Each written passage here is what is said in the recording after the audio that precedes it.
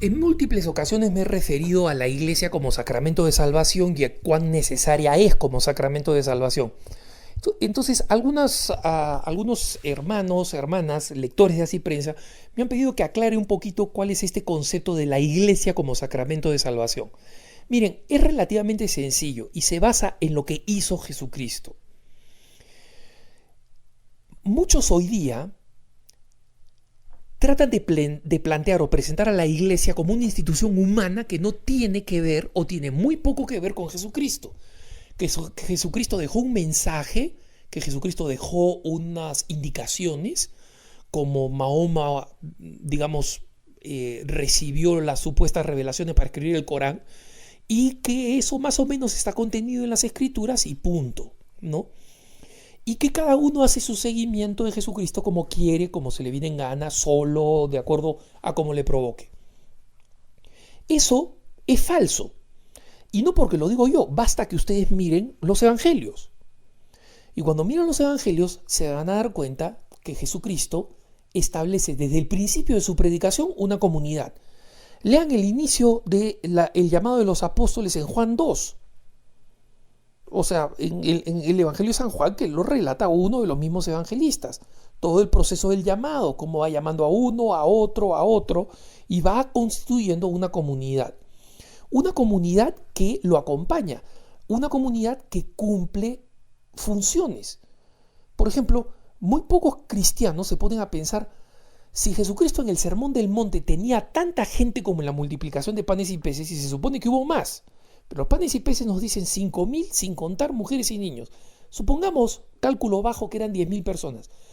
En un monte donde no existe sistema de sonido, no existían micrófonos, ¿cómo creen que la gente escuchaba a Jesucristo? 10.000 personas en un monte. Era imposible, físicamente imposible. Aunque Jesús diera de alaridos, no se podía escuchar. Para ese tipo de eventos, los romanos habían creado anfiteatros que tenían todo este efecto acústico, porque sabían que un grupo humano no escucha. Los apóstoles se distribuían para repetir el mensaje en una función que en griego se llama meturgemanes, ¿no? Repetidores del mensaje de Jesucristo.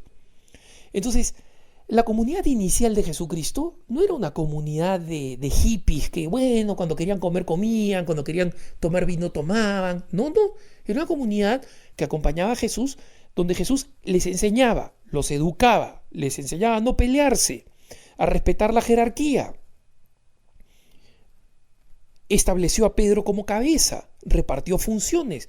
Nosotros sabemos que Judas, por ejemplo, era el que llevaba la bolsa, el que manejaba el dinero del grupo. O sea, un grupo que tenía un administrador. Eso era lo que era Judas, administraba los bienes, ¿no? Lo que les iban donando, él administraba los dones. Entonces, Jesucristo arma no solamente esta comunidad, sino que después, cuando completa su misión salvadora en la tierra, cuando la completa, establece la Eucaristía, muere en la cruz, resucita, anuncia su resurrección, confirma con su resurrección todo lo que había enseñado, realiza la salvación. Es decir, no deja una receta hecha, realiza la salvación. Está ahí, en el cuerpo, en la sangre que establece. Y agarra esa comunidad y le dice, esta comunidad, ustedes de ahora en adelante van a hacer lo que yo he hecho.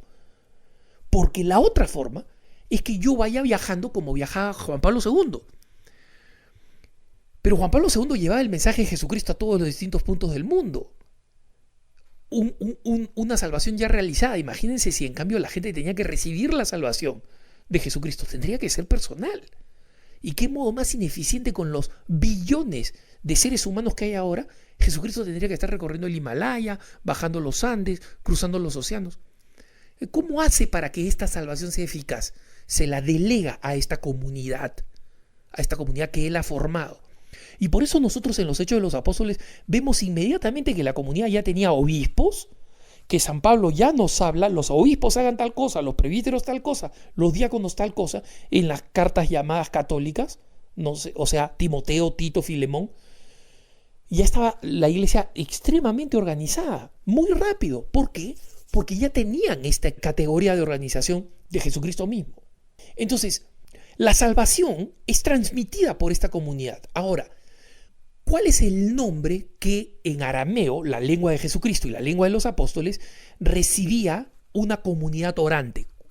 Una comunidad orante, es decir, no una comunidad cualquiera, sino una comunidad ligada por vínculos espirituales porque adoran, porque celebran a un mismo Dios, celebran en el sentido litúrgico, ¿no? Que celebran a Dios en la oración, en la celebración, etc. Recibía el nombre de Quejala, esa es la palabra en arameo.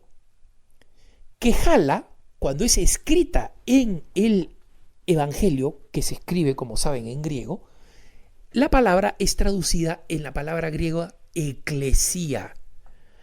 Y esa palabra eclesia es traducida al latín ecclesia, que luego es traducida a las lenguas de origen latín en iglesia en español, chiesa en italiano, église en francés, etc. Esglesia en catalán, la lengua de mi mamá. Pero esa es la iglesia. La iglesia es esa comunidad concreta que ha recibido la potestad de salvar, de realizar la salvación de Jesucristo. Entonces, primero, la gente no se salva sola. Yo creo en Jesucristo, caigo de rodillas y comienzo a leer la Biblia. ¿Y de qué te sirve? Lo mismo hacía el eunuco etíope que nos hablan los Hechos de los Apóstoles, Sagrada Escritura. Y que Felipe es mandado por Dios a encontrarse con él, lo ve leyendo las Escrituras y le dice, ¿entiendes lo que lees? Y el etíope le dice, ¿cómo voy a entender si nadie me lo explica? Para demostrar que se necesita el apóstol, la autoridad apostólica que nos explique la palabra. De ahí lo ridículo de algo que ya había señalado algún tiempo atrás, cuando hablé de este muchacho que se volvió temporalmente una sensación en internet con su poema Yo odio a la iglesia, pero odio la religión, pero amo a Jesucristo. Nadie puede amar a Jesucristo sin amar a la comunidad que Él delegó para que actúe la salvación. Porque Jesucristo deja la salvación como una realidad, como un acto. Una vez más, no es un mensaje escrito en un libro. El libro es importante, el mensaje es importantísimo. Pero el acto de salvación, el que come mi carne y bebe mi sangre, ese tiene vida eterna. Tomen y coman todo de él, esto es mi cuerpo. ¿Cómo recibimos eso? Lo recibimos a través de aquellos que han recibido la potestad de hacerlo real. Esa es la iglesia. La iglesia no es una invención de Constantino el siglo IV, sí, una estructura que se reprodujo imitando al Imperio Romano. Totalmente falso. Ya existía desde el comienzo, cuando le dice, tú eres Pedro y sobre esta piedra edificaré la iglesia, tú vas a ser, a ti te voy a llamar Pedro, tú vas a ser la cabeza, tú eres el responsable, Pedro es el que toma la palabra. O sea, miren ustedes a los apóstoles y se lee claramente que era una comunidad estructurada, que Jesús le enseñaba y que quería que enseñara a otros, que fueran a todos los rincones, como dice Jesucristo, bautizando en nombre del Padre, el Hijo y el Espíritu Santo. ¿Cómo recibimos ese bautismo? La iglesia. Eso es lo que significa que es sacramento de salvación. Sacramento significa una realidad, es decir, no es un símbolo. Lo que dice que hace, lo hace. Te voy a salvar y te salva, ¿no? Lenguaje simbólico, es decir, te voy a hacer pedazos, para decir a alguien que te va a criticar o que de repente te va a castigar físicamente. No te va a hacer pedazos. La iglesia no es una bandera, la bandera representa, nosotros respetamos la bandera de nuestros países porque representan nuestro país, pero no es nuestro país. Si se cae la bandera, no se está cayendo mi país, pero simboliza, no es un símbolo, es una realidad. Dice salva y salva. Cuando dice te bautizo, bautiza, te perdono en el nombre del Padre, te perdona. Esto es mi cuerpo, ese es su cuerpo. Eso es lo que significa, que es una realidad misteriosa. Misteriosa. Ese es un término clave.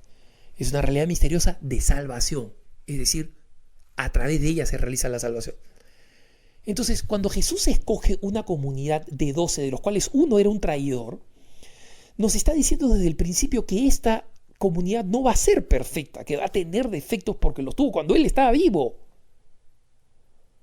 Y en consecuencia no hay que esperar que sea una institución perfecta, pero tampoco hay que esperar que sea una institución distinta a una institución que trae la salvación de Jesucristo.